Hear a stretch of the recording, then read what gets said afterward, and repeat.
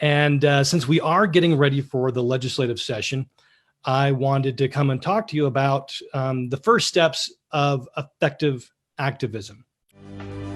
Defending Utah covers the stories others are just too often afraid to touch.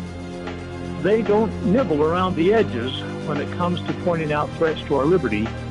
They're not afraid to name names and call out organizations. This is Defending Utah Radio. Defending Utah. Think right and wrong, not right and left. Join Defending Utah, because if you're not already on a government watch list, you should be.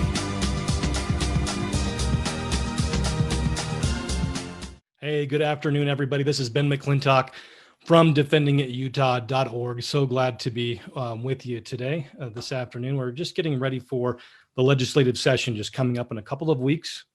The Utah legislature will again meet to pass all kinds of new laws. If you haven't checked out our video on the new amendment that they're working on passing that will actually attack homeschoolers and families that use private schools, please go to our YouTube channel as well as this Facebook page that has both of those places have that video. So I'm Ben McClintock from defendingutah.org, where we think right and wrong, not right and left. And since we are getting ready for the legislative session, I wanted to come and talk to you about the first steps of effective activism. I got involved I started kind of waking up and started getting involved about 19 years ago now, just in the year 2000. So it wasn't like 9/11 woke me up, and I started waking up about a year before that and started to read books like The Proper Role of Government and the Constitution, the 5,000-Year Leap, all of the classics on the things that kind of just beginners that are really interested in the Constitution start to read. And I came to a point where it just kind of got frustrating. I was like, we're violating the Constitution, we're violating the proper rule of government. What do you do about it? And I came across a really wise quote by a man by the name of Robert Welch, who said that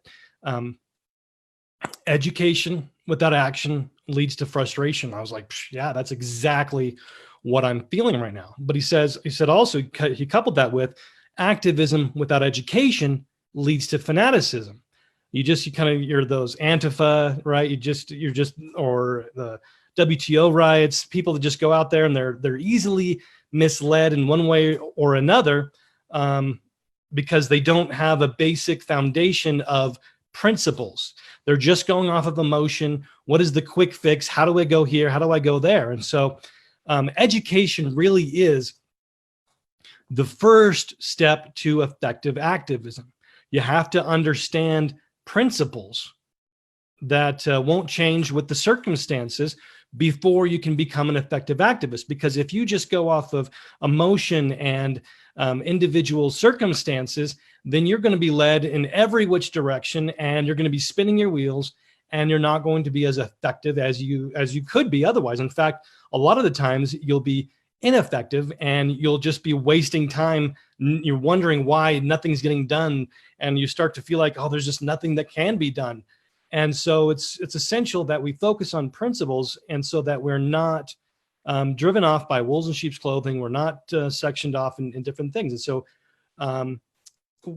we've done a lot of videos on Utah's history that is not taught in Utah history books, not taught in elementary school history, of course. And a lot of people say, well, how do you know this? Are these other books out there that you can do this? And the thing about history is that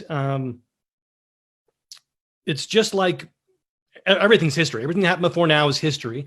And so just think of a car accident or a crime, and a police officer will be doing interviews with witnesses. And you'll interview 10 people and you'll get 10 different versions of what happened. And so is it impossible to be able to come to any conclusion of what actually happened? Well, there's going to be kind of things that are similar, and you're going to say, okay, you're going to kind of take different things into account, and you'll be able to put together from all these different angles an accurate picture. Just if the person behind me was describing me. They wouldn't say I had a nose. They wouldn't say I had eyes. And so, I mean, that's not possible. And so you take all these different angles and you're able to have a 3D picture of what happened. And so to understand liberty, to understand the founding fathers, not only of our nation, of the United States, as well as Utah, it's important to be able to get as much education in these things as possible. And reading things that, especially contemporary things, is really, really important. And so and this will help us to understand the principles that we were founded upon. A lot of people, give suggestions on books on how to, about the United States history. And so I want to share with you some of the books that I've read that have helped me better understand a lot of the things, our background, what led us to the situation that we're in today, and how to identify these wolves in sheep's clothing. And so when I kind of giving that the idea, describing exactly all these different angles that you can look at something, some of these books aren't something that I'm like, oh, I love this guy. It's not because he's some great liberty-minded person maybe that wrote the book. In some cases, yes, but in some cases, no. But because it's a history, it's going after what they believed was happening at the time. And so understanding what they believed, to give you an example of this, Mitt Romney is a part of a secret society called the Alfalfa Club.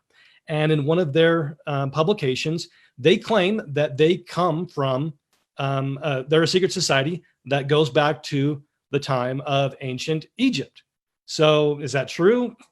I doubt it, but that's what they believe. That's what they've written about themselves. And so it's good to know what it is that they believe about themselves. And so so I want to kind of give that preface. If I'm showing a book, it's not because I just love everything in the book or agree with everything in the book, but it's just an important thing for us to be able to understand all of the different perspectives so we can have a better picture of what really, really happened. So the first book I want to tell you about that has helped me is this one right here. It's called Mormons and Mormonism in U.S. Government Documents. Now, this isn't like a treatise on doctrine or anything like that. And so, but it's just these are documents involving members of the church, people that believe in Mormonism, the restored gospel, and their interactions with the government or the government's interactions with them, however you want to put it, different documents, things like the amnesty agreement between the government and the church, and different legislation behind that, and the things that kind of went on behind the scenes in Congress that led to a lot of those things. Helps us kind of get a better picture, because when we just look at what bill was passed, that doesn't give us a real big picture. That just says this is what was passed. So what led to it? It's really, really interesting. Got a lot of good documents behind that, and their source. Another book isn't maybe contemporary, but it has a lot of good sources that go back to contemporary, kind of bring things together. It's not labeled on the cover, but if you look at the spine, it's called Political Deliverance. And this was put out by University of Illinois Press. And it's the author is Leonard Arrington, who's a church historian. And this is a really good book that discusses a lot of the details of the Mormons coming out from Illinois out to the west, out here to Utah or Deseret at the time, and the things that led them to becoming eventually a state, and the things behind that a lot of people don't know about, and it's really, really interesting, and can help us to better understand a lot of the culture of the time, a lot of the nuances. It goes into details about the church's official political party. A lot of people don't realize that up until 1890. The church had an official political party called the People's Party, and so it goes into detail a lot of the history of that, and it's really interesting and compelling. And the next book that I think is really important to better understand our history, so we know how we got here and the things behind it, is a book called Zion in the Courts: A Legal History of the Church of Jesus Christ of Latter-day Saints from 1830 to 1900 by Edwin Firmage and Richard Mangrum. And so this is a really interesting read. Talks a lot about a lot of the different court cases the church has been involved with and members have been involved with. And talks a lot about how, which kind of this is, I love it. It gives a lot of the quotes about John Taylor and Brigham Young hating lawyers. Now, if you're like me, lawyers are the bane of our existence and a cause to a lot of our problems. That's why we've got so many lawyers in Congress and even the Utah legislature causing us all kinds of grief. And Brigham Young and John Taylor hated lawyers.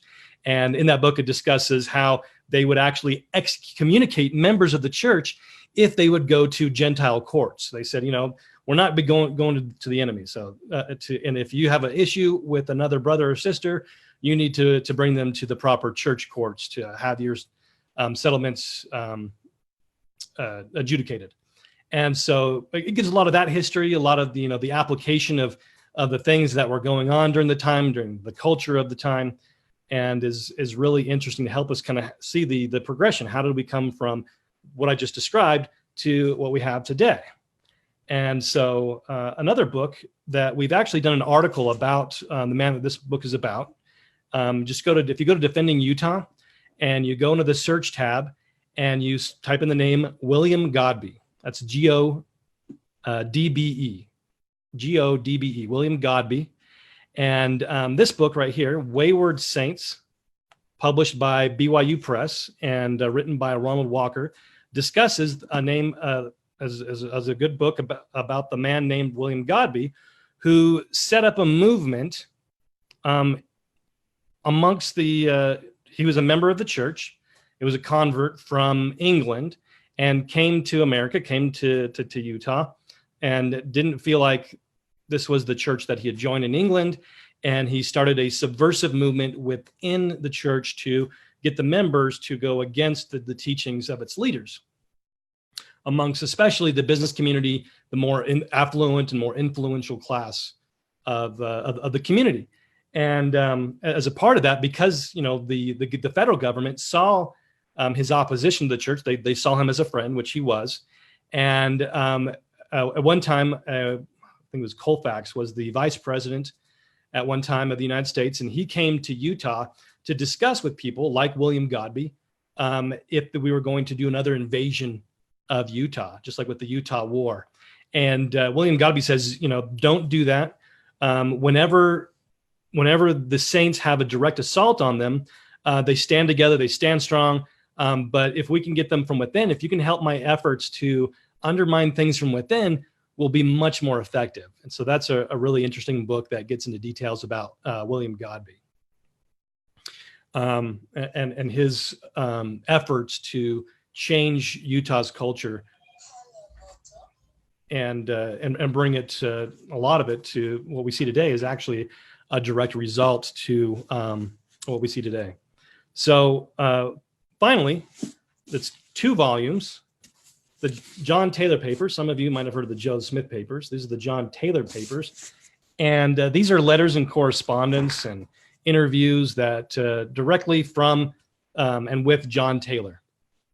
And the things that he saw firsthand from his journals and things he experienced, the different letters and complaints he would get from members of the church, and really getting another angle again on the things that were going on behind the scenes, what the mindset was of the people in general, as well as the leaders of the state. And it gives a lot of great documentation to help us better to understand the history. And so those are just a few of the books that I would recommend to better understand Utah history. It's probably a little bit higher level. This isn't something you'd be using for 4th grade Utah history, maybe 10th, 11th grade, maybe even 12th grade history for your children or for yourself. Those are good books to be able to help us to understand the principles that Utah was founded upon, those principles of liberty. And something that I've noticed about principles is the more you talk in platitudes, the more people can agree with you. The more specific you get, the more people get mad at you. And But also, we talked about how education without action leads to frustration. And so we have to see the application. And I want to read to you from the United States Constitution, Article 4, Section 4. Here's a principle and an application of that principle. Article 4, Section 4 reads, of the U.S. Constitution reads, the United States shall guarantee to every state in this union a republican form of government. Now, the founding fathers of the United States, as well as Utah, were very much opposed to democracy. And they guaranteed in our Constitution a republican form of government. Your rights are not subject to the whims of the masses. 50% plus one, your rights are not subject to them. They're God-given, and government's only role is to protect those rights. And so there have been many states in the early part of our country that weren't allowed to become a state until they removed from their state constitutions the initiative and referendum process, because they could not enter the union and have a direct democracy, because it was Congress's job, and they still did that part of it in the 1800s, to guarantee to every state a republican form of government. So in the eyes of democracy, with the Constitution, in the mindset of the Constitution, we have a choice. We can either support the Constitution or we can support democracy. There's no both. There's no support for democracy and being a constitutionalist. And we need to understand that, and we need to make our choice and stick to correct principle. It's really easy to take, the quick, short route and thinking that we can get something done right now. But in the long term, it's actually going to cause you more damage. It's essential that we stick to correct principles, and so that we can have long-term success. So with that, I hope you've enjoyed these first steps to being able to be an effective activist. That is education, educating yourself on correct principles and understanding history and how we got to the situation that we're in.